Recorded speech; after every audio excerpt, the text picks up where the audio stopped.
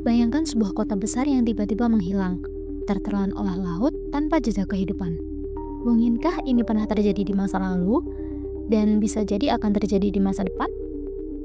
Di Jepang, terdapat sebuah kota yang tenggelam ribuan tahun lalu.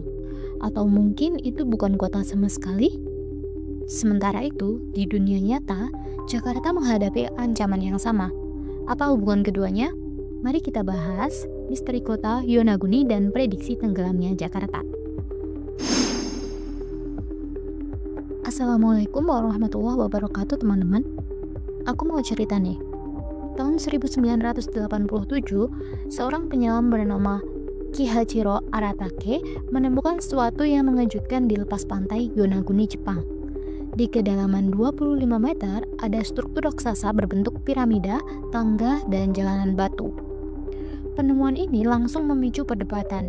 Apakah ini buatan manusia atau hanya fenomena alam biasa? Beberapa ilmuwan meyakini bahwa ini adalah kota kuno yang tenggelam akibat kenaikan air laut ribuan tahun lalu. Jika benar demikian, apakah ada peradaban yang hilang seperti Atlantis? Dan jika ini terjadi di masa lalu, mungkinkah sejarah akan berulang? Mungkin kita berpikir ini hanyalah cerita masa lalu. Tapi kenyataannya ada kota lain yang juga menghadapi ancaman serupa, dan itu adalah Jakarta.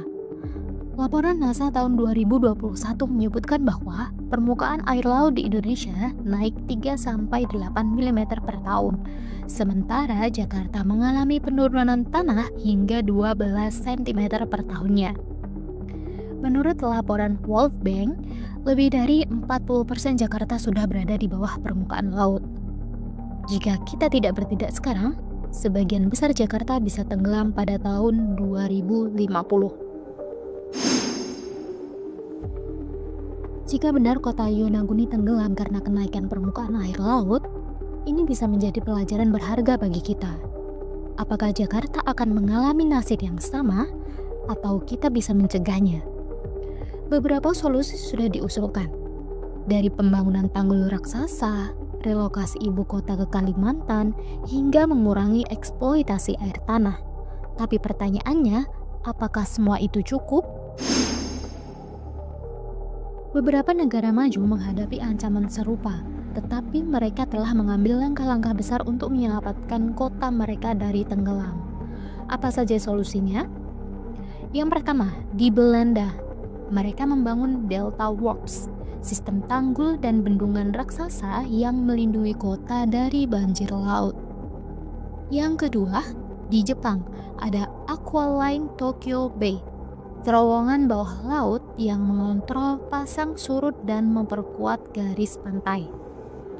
Lalu yang ketiga, di New York, pemerintah merancang proyek Big U, sistem tanggul dan ruang hijau yang berfungsi sebagai benteng alami melawan kenaikan air laut.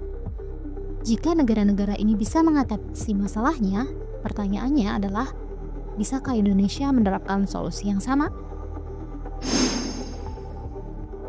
Misteri Yonaguni mungkin belum terpecahkan, tapi satu hal yang pasti, tenggelamnya kota bukanlah sekedar mitos. Kita sedang mengulang sejarah. Apakah kita akan menyaksikan Jakarta berubah menjadi Yonaguni berikutnya, atau kita bisa mencegahnya? Bagaimana menurut kalian? Apakah solusi dari negara lain bisa diterapkan di Indonesia? Tulis pendapat kalian di kolom komentar ya, kita diskusikan bersama-sama.